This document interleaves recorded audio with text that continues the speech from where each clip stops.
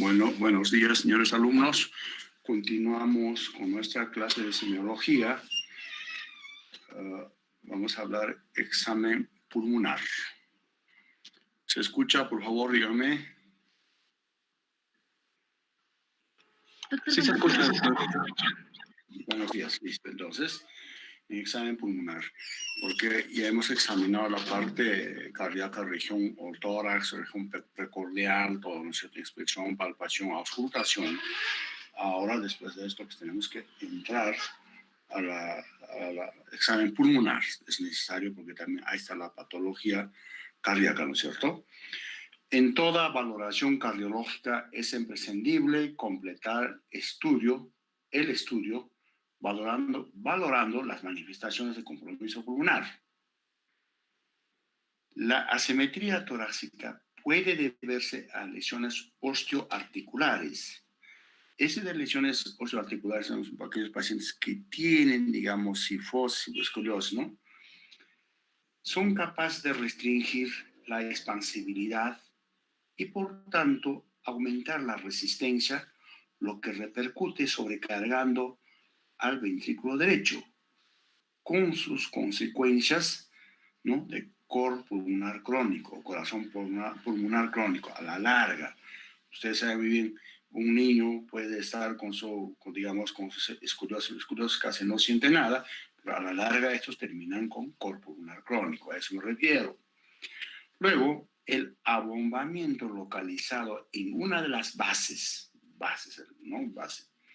Entonces, la parte posterior se llama abombamiento localizado en una de las bases con matidez, silencio auscultatorio, denota derrame pleural, que es hallazgo frecuente en la insuficiencia cardíaca congestiva de larga data. ¿Listo?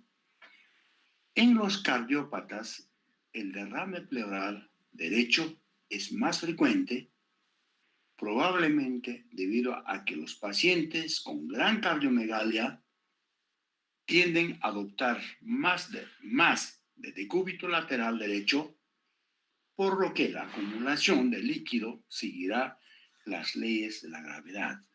Estas son preguntas del examen, en representado todo. A pesar para mí, claro, también otros autores dicen, algunas veces el derrame puede estar bilateral, pero es más frecuente lado derecho. Si encuentras el lado derecho, más probable es insuficiencia cardíaca. Por supuesto, siempre uno tiene que observar, hay edemas también en miembros inferiores, hay ingurgitación yugular, hay hepatomegalia. Ya, si tiene todo eso y un derrame de derecho, pues más, es un derrame que corresponde a una insuficiencia cardíaca congestiva, ¿no? Un cuadro de dolor retroesternal, generalmente acompañado de otro dolor pleurítico, disnea, tos y hemoptisis, junto a manifestaciones graves, deterioro cardiorrespiratorio, podría corresponder tromboembolismo pulmonar o tromboembolia pulmonar, con o sin infarto pulmonar, ¿no? Cuando es extenso, repercutirá sobre el corazón derecho, ¿no es cierto? Hace también hipertensión arterial, repercute en el corazón derecho. A eso llamamos ya cor pulmonar agudo, ojo, ¿no? El otro crónico es otro. Luego, a la auscultación pulmonar, estertores crepitantes en bases pulmonares denotan evidente congestión intersticial y alveolar, generalmente debido a la estenosis mitral o insuficiencia cardíaca izquierda. Cuando hay inundación alveolar progresiva, rápidamente, en pocos minutos, ojo, puede diseminarse hasta alcanzar los vértices, o sea, vértices o ápices pulmonares, ¿no es cierto? Las sibilancias asociadas denotan disminución de la luz bronquiolar, porque también ha entrado líquido en los bronquiolos, junto a la tos y expectoración hemorrágica o sanguinolenta, completan el cuadro característico de edema agudo de pulmón, que se produce por súbita y severa descompensación cardíaca izquierda. probablemente a este paciente lo han puesto de cúbito, era ya cardíaco, no está digitalizado, nada, lo han puesto de cúbito horizontal o de cúbito dorsal, ¿no es cierto? Entonces inmediatamente se ha congestionado. Y esto ocurre muchas veces en el hospital. Le dicen, digamos, al técnico, o que al técnico es llevarlo para radiografía. O el médico mismo no le ha indicado bien, no sabe, lo hace echar en la camilla la acción en posición horizontal.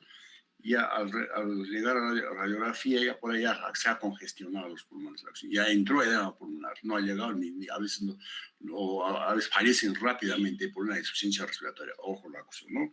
A eso me refiero. También la auscultación de soplos en la región interescapular, ya estoy hablando de la espalda, ya, ¿no? Interescapular, puede corresponder a ductos, es una cardiopatía congénita, hemos dicho, ¿no? Puede corresponder a coartación de la aorta, fístula arteriovenosa. No es raro el soplo de la insuficiencia mitral se irradia hasta la espalda. O sea, la región axilar hasta la espalda, la acción va, es una insuficiencia mitral, ojo. Entonces, esto es en cuanto al examen pulmonar. Luego pasaríamos al examen abdominal, ¿no es cierto? Bajamos a eso, ¿no? El abdomen puede ser completamente normal en la mayoría de los cardiópatas, pero en la insuficiencia cardíaca congestiva de larga data es más frecuente descubrir distensión abdominal. En algunos pacientes podrá alcanzar dimensiones considerables, incluyendo la protrusión del ombligo, no se hace hernia, ¿no? Protrusión del ombligo. Esa distensión se debe a la acumulación de líquido en la cavidad peritoneal, ¿no? Es decir, ascites, llamado ascites. Y en el tejido celular subcutáneo de la misma pared abdominal hay edema en la pared, ¿no?, abdominal, lo que confiere a la piel del abdomen un aspecto cáscara de naranja, sobre todo evidente al nivel hemiabdomen inferior, o sea, del ombligo hacia abajo, donde generalmente llega a formar un repliegue voluminoso debajo del cual es posible que se produzcan lesiones intertriginosas debido a la fricción. El hígado aumentado de volumen se palpa fácilmente, ¿no? Pero cuando además hay ascites, más que palparlo, se puede palotear el signo de témpano, ¿no? En muchos pacientes, el hígado grande y doloroso puede ser la única manifestación de falla cardíaca derecha. La hipersensibilidad, o sea, el dolor, ¿no? La hipersensibilidad se debe a la rápida distensión de la cápsula de Gleason. Pero este dolor va disminuyendo cuando la hepatomegalia se hace persistente, tal como ocurre en una insuficiencia cardíaca crónica. O sea, cuando hay una distinción brusca, este cápsula es doloroso, pero si lo dejas al paciente cardíaco así, inclusive ya alivió el dolor porque ya hay una insuficiencia cardíaca crónica la acción. También es necesario aquí, cuando realizamos una compresión manual del hígado, o en esa zona la comprimimos, hemos dicho hasta 30, 60 segundos, ¿no? Hígado produce incremento en forma sostenida la ingurgitación yugular, llamado reflujo hepato-yugular, ¿no es cierto?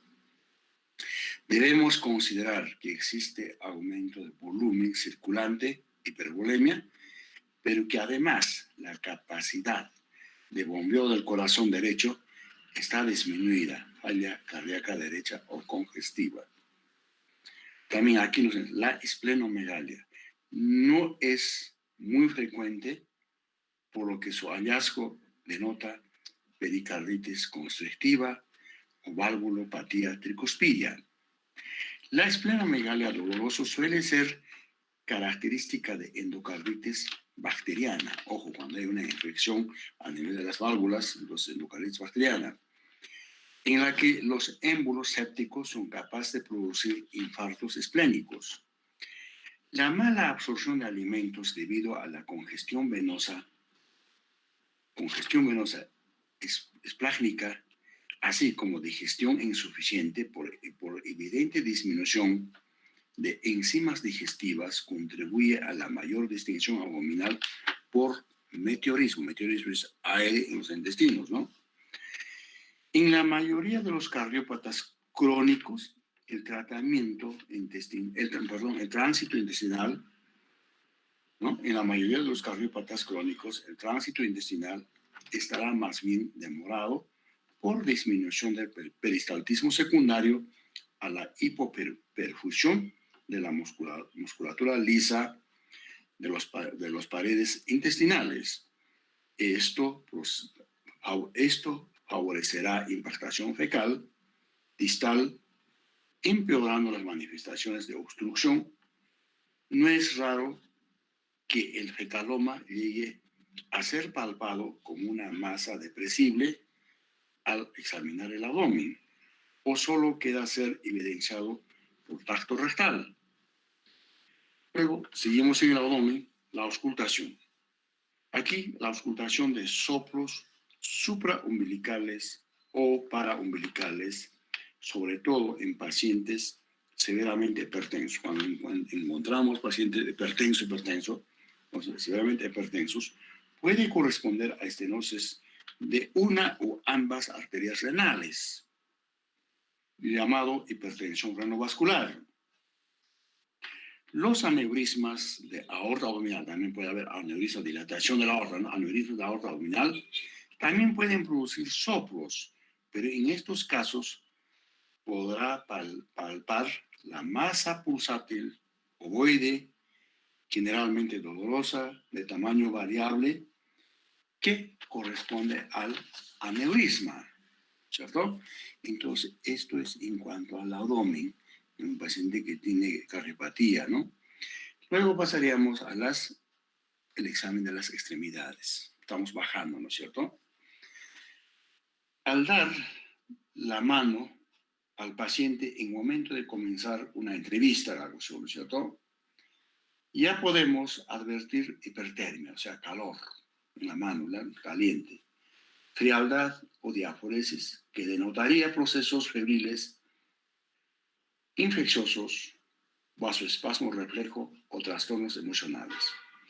En cambio, las manos calientes denotan fiebre, débito cardíaco aumentado, hipercapnia, estados hiperdinámicos o hipermetabolia, que junto al temblor distal de los dedos o de las manos, la piel fina, caliente, húmeda, debe sugerir hiperparatiroidismo.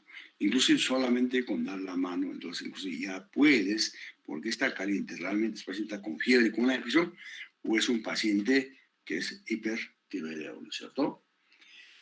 En el paciente sentado, con piernas cruzadas, sentado en una silla, por supuesto, ¿no? Piernas cruzadas, el movimiento de la pierna que cabalga, sincrónico con el latido del corazón, denota aumento de la presión diferencial debido a la insuficiencia aórtica. Son signos ¿no? El enrojecimiento sistólico de los lechos unguiales, pulso y latido capilar, más evidente cuando se levanta la extremidad por encima del nivel del corazón, tiene el mismo significado. Ya vimos que el edema siempre será más evidente a nivel de miembros inferiores, sobre todo en pacientes que todavía deambulan. Pero la primera hora después de descanso nocturno puede ser mínimo. O sea que en la noche cuando duermo se ha reabsorbido, ¿no es cierto? Puede quedar mínimo o cuando son recientes hasta puede desaparecer, ¿no? Pero a medida que avanza del día, ya empieza a caminar el paciente, el edema va aumentando, irá aumentando, ¿cierto? Clásicamente, el edema de causa cardíaca se describe como edema duro, frío y cianótico, que en algunos casos graves de larga data puede alcanzar proporciones monstruosas, dando lugar a trastornos tróficos con hiperpigmentación y engrosamiento cutáneo, o sea, en miembros inferiores, ¿no? La gran tensión tisular puede llegar a desgarrar la piel, dejando resumar líquido intersticial cero albuminoso en forma continua, a veces la cantidad realmente considerable. El edema generalizado, que incluso llega a comprometer miembros superiores, ojo, miembros superiores, ya con eso hablamos que es anasarca, es propio de pacientes graves que deben permanecer postrados. El hinchazón asimétrico, algunas veces en los niños es asimétrico, puede ser, digamos, en el lado derecho más, digamos, asimétrico, depende de cúbitos laterales que adoptan los pacientes y será mucho más frecuente en los cardiópatas desnutridos, aquellos que tienen hipoproteinemia, ¿no es cierto? Entonces se pone más de derecho, más de cúbito al lado derecho, probablemente entonces el edema es más voluminoso en el miembro inferior derecho, ¿cierto? Es cardíaco y además de eso tiene hipoproteinemia, o sea, disminución de la presión oncótica, ¿no es cierto? Ahora, la observación de las venas prominentes en el antebrazo, generalmente asociado a la ingurgitación yugular, denota hipertensión venosa, ¿cierto? Hipertensión venosa sistémica, si quieren, ¿cierto? Y o hipervolemia. Si levantamos lentamente el brazo por encima del corazón, al nivel que se produce el colapso, puede indicar la forma aproximada valor de la presión venosa central. Ojo, esta presión venosa central, como en valores debe ser 8 a 10 hasta 12 centímetros de agua la cocción. Si es más, hay congestión venosa, ¿no es cierto? Pero ¿para qué sirve? ¿Para qué utilizamos esta presión venosa central? Para medir la volemia. Si un paciente yo tengo deshidratado, probablemente la presión venosa central se ha disminuido y voy a orientarme o voy a monitorizar con presión venosa central para administrar líquido inclusive. Es otra pregunta del examen. Dedos en palillo de tambor, o sea, hipoplatismo digital, es la deformidad distal caracterizado por agotamiento de la tercera falange, debido a la proliferación de tejido blando en la base de las uñas, en grado tal que llegue a producir evidente sollevantamiento de su raíz, ¿no? En posición del ángulo obtuso de 160 grados, ¿no es cierto? Valor normal es 160 grados, pero estos 160 grados, que es valor normal, ¿no? Que no, ese es lo normal, ¿no? Forma con el dedo, pudiendo en ocasiones superar hasta 180 grados. Ojo, ya es ya patológico eso. Además, la uña adopta la forma convexa en todo sentido, uña vidrio de reloj, ¿no? Y por palpación se puede percibir desplazamiento más amplio de su base. Ahora, ¿cuál es su patogenia de esto? ¿Por qué la cuestión, esta uña en palillo de tambor cómo se convierte? La patogenia de este signo no es clara. En algunos casos puede incluso ser un rasgo familiar sin mayor significación, pero con más frecuencia denota enfermedad pulmonar o cardíaca crónica, caracterizado por insaturación de la sangre arterial por oxígeno. También podemos encontrar en casos de endocarditis infecciosa. ¿Listo? En esos casos, entonces, hay esos tipos de dedos. Creo que es importante recalcar que el hipoplatismo de causa de causa hipoxémica demora varios años en desarrollarse. En cambio, la endocarditis infecciosa puede hacerse evidente en pocas semanas. Entonces, ¿por qué decir que, bueno, algunos lo dicen, ¿por qué se convierte en hipocatismo digital? Por la hipoxia, no hay tanto riego, no hay buena oxigenación, por esa razón, ¿no? Las deformidades articulares debidas a la inflamación que afectan las grandes articulaciones, sobre todo son migratorias, si aparecen después de una infección faríngea o amígdala, si quieren, siempre debe considerarse la posibilidad de fiebre reumática, ¿no? Más aún cuando ocurre en personas jóvenes. Con frecuencia, estas alteraciones cursan con lesiones valvulares que dejarán secuelas definitivas, ya sea estenosis mitral, insuficiencia mitral, estenosis aórtica, insuficiencia aórtica, etc. Aunque la inflamación articular se resuelve completamente, ¿no? Esa artritis o poliartritis se resuelve completamente. Se dice que la fiebre reumática solo lame las articulaciones, pero muerde al corazón. Una serie de movimientos, también otro, ¿no? Una serie de movimientos anormales e incontrolables que afectan a la cabeza, sobre todo las extremidades, pueden ser evidenciados en personas jóvenes, sobre todo en el sexo femenino. Hemos hablado de esto en fiebre reumática. Mujeres que tienen más o menos 15, 14, 15, 16 años, ¿no? Mujeres jóvenes, sexo femenino. En la mayoría de estos casos, los pacientes intentan dar alguna utilidad a esos movimientos porque no los pueden controlar.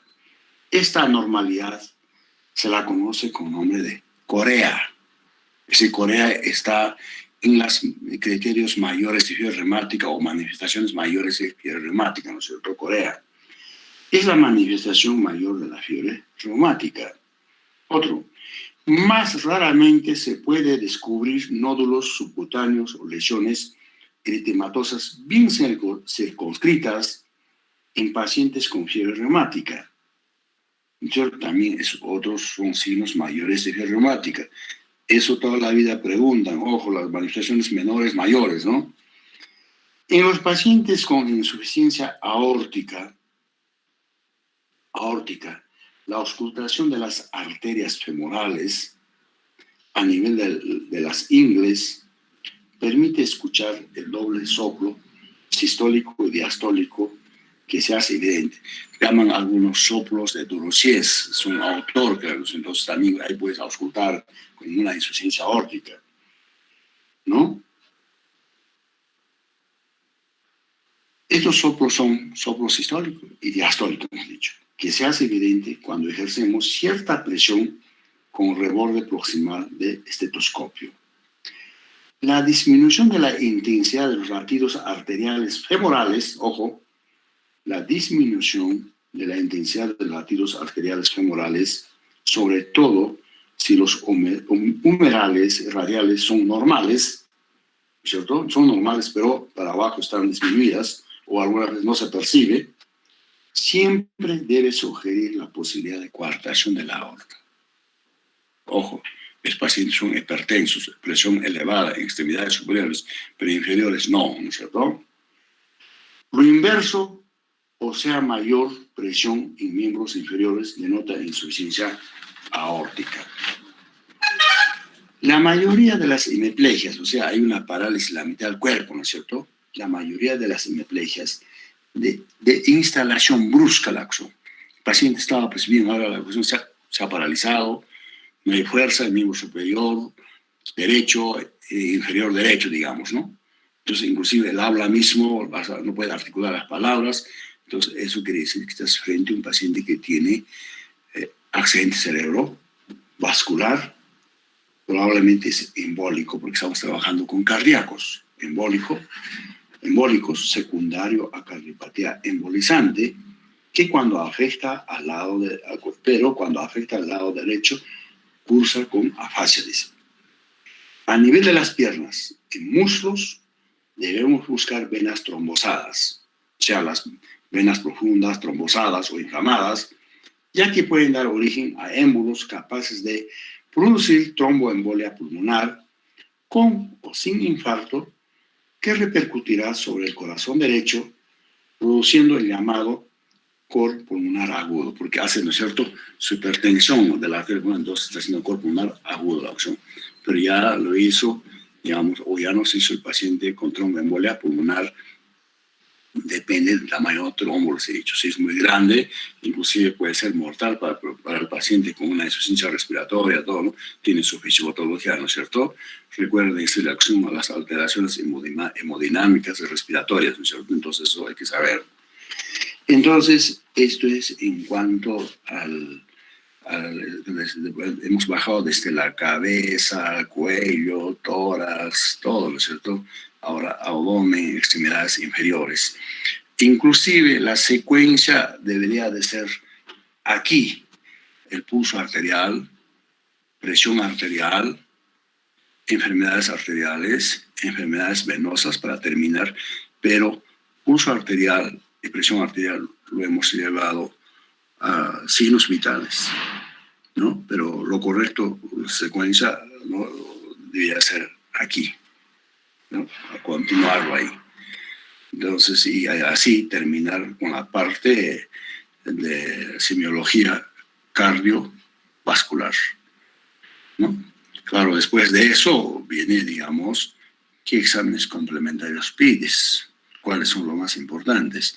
Y después de eso viene los síndromes cardiovasculares, ya sea valvulopatías, insuficiencias cardíacas, síndromes de hipertensión arterial, etcétera, etcétera, para terminar. Entonces, esa es la secuencia. ¿Alguna pregunta hasta aquí?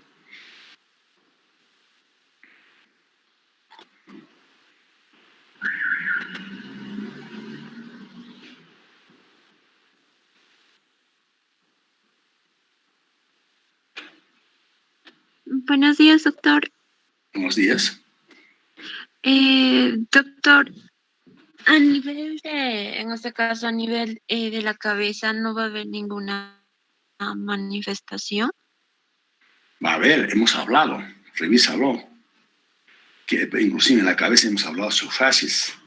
Claro, ya no hemos definido, sino que la fase mitral, de Ayerza, fases, digamos, de insuficiencia aórtica, todo hemos hablado ya. Inclusive edema palpebral, también la cuestión, entonces todo, la cuestión hemos hablado de hipertiroidismo, hipotiroidismo, en el cuello, ¿qué observas? La cuestión, todo, la cuestión, un cardíaco, todo hemos bajado así ya. Hemos hablado.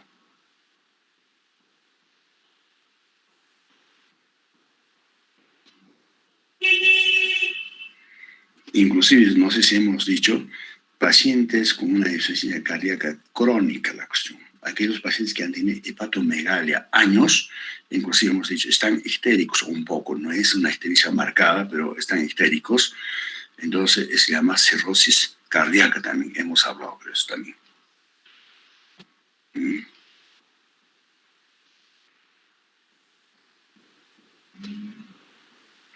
Por eso, mira, si aquí no es el paciente que viene, digamos, con edema, la acción, ya lo has visto, el edema, la acción, listo.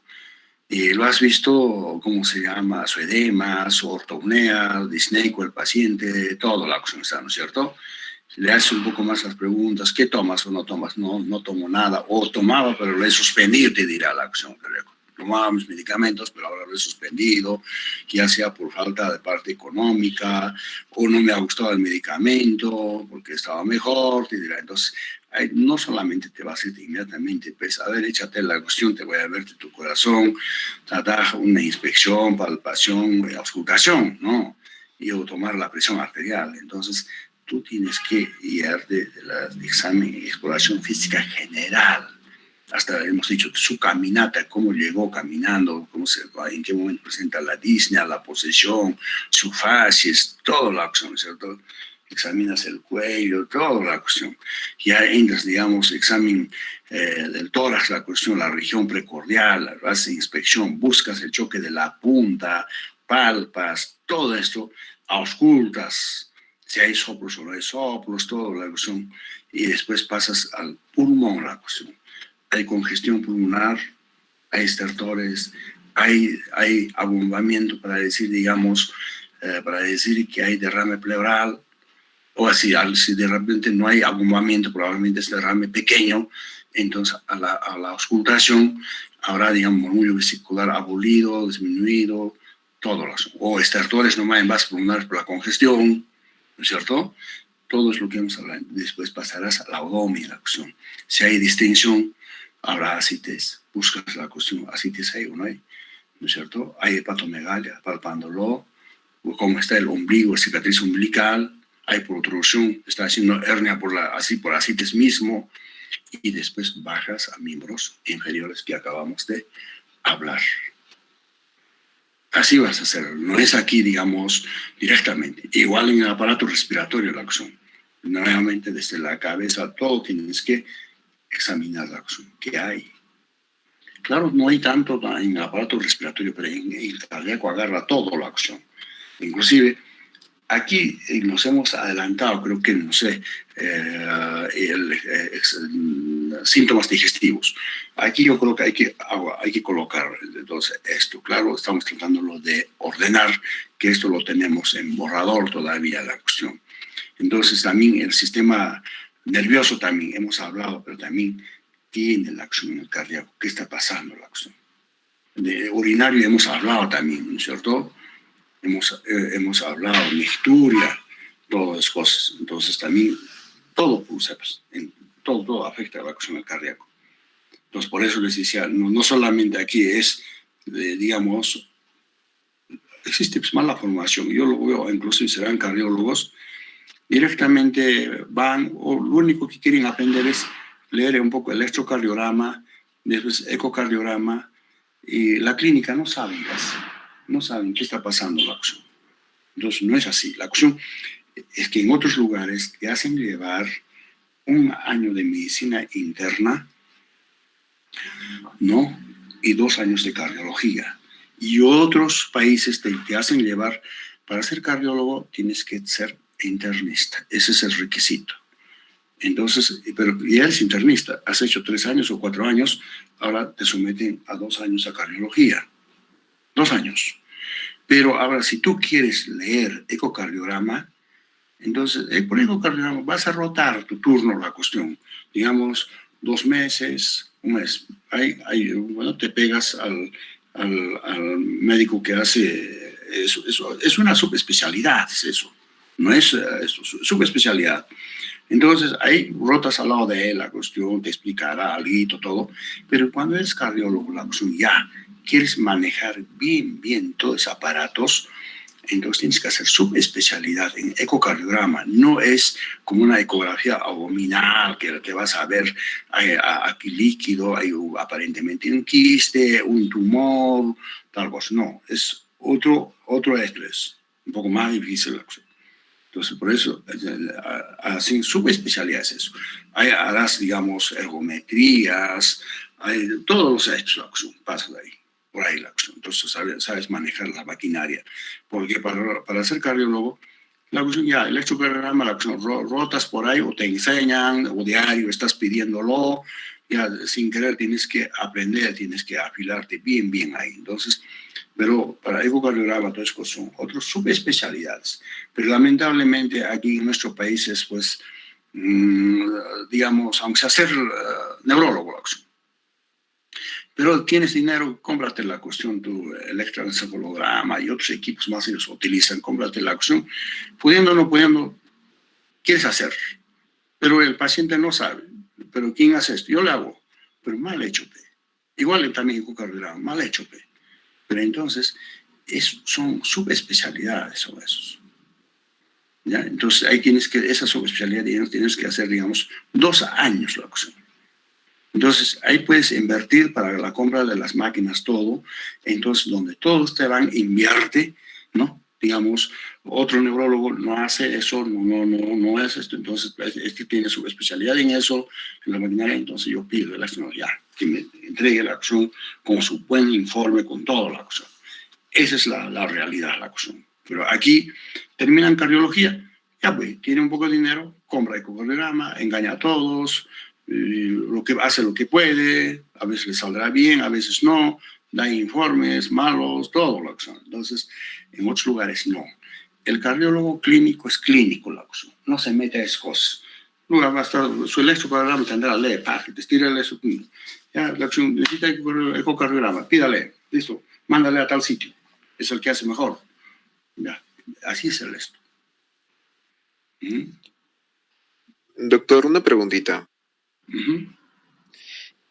Existen personas que tienen extremidades alargadas, como en el caso de las personas con síndrome de Marfan, o personas que tienen hiperlaxitud, como el síndrome de Ehlers-Danlos, que tienen problemas con el corazón. Entonces, también se puede intuir a través de las extremidades largas e hiperlaxas que puede haber posibilidades de problemas con el corazón.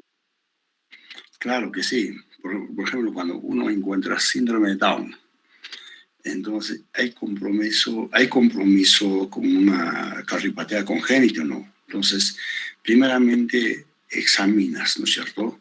Si realmente escuchas soplos, alteraciones, algo, obligatoriamente ecocardiograma, ¿no?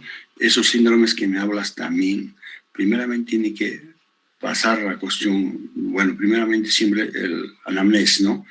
O la mamá o el mismo paciente se habla, si se deja entender, pregúntale, ¿tienes esas cosas como es, caminas todo normal, caquero, todo?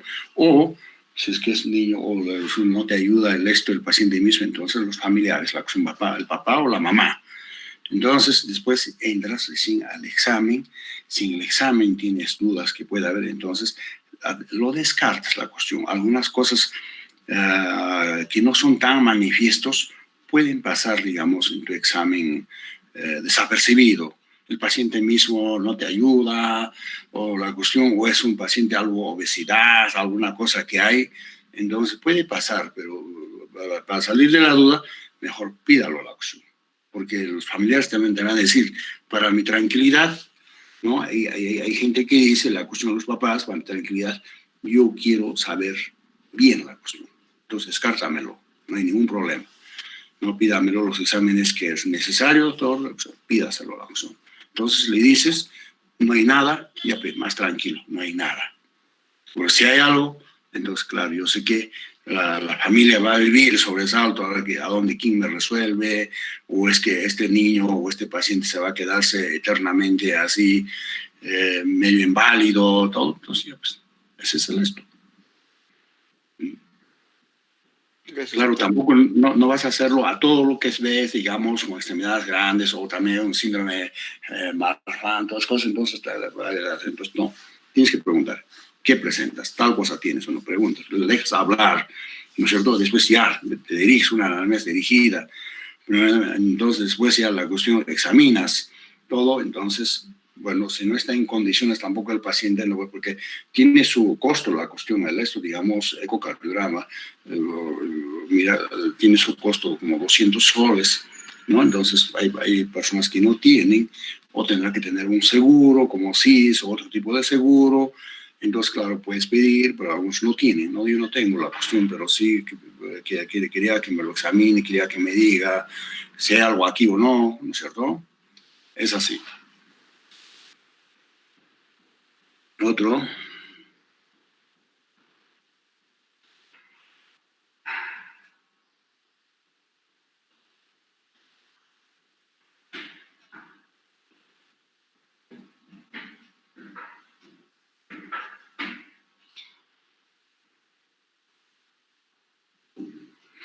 Bueno, lo principal es, se entiende, ¿no es cierto? Toda la secuencia que hacemos o ahí dónde está la falla. Sí, doctor, sí se entiende, doctor. Ya, Doctor. entonces, sí. Entonces, esa es toda la secuencia que tienes que manejar. La cuestión no es aquí, dicen, aunque sea de aquí de poco vamos a entrar al digestivo. Viene con dolor abdominal, directamente la acción dolor abdominal. Ya, descúbrete la acción, a ver, ¿dónde está? No es, sino que siempre tiene que ser primeramente una buena historia clínica. una buena anamnesis. Tienes que dirigirte desde ahí. Después la exploración física general, la cuestión, todo siempre desde la cabeza la cuestión. Y no puedes ir directamente al abdomen, ¿no? A veces dolor abdominal. Entonces tienes que ver las fases.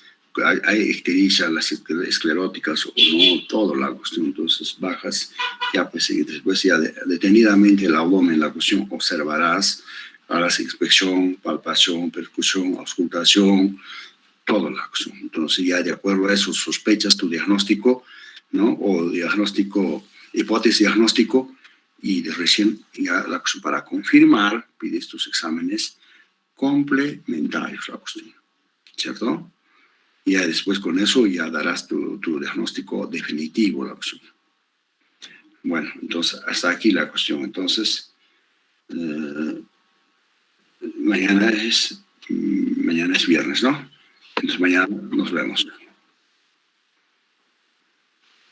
¿Ya? Hasta mañana. Gracias, doctor. ¿De qué? Hasta mañana. Hasta mañana, doctor. Gracias. Hasta mañana, hasta mañana.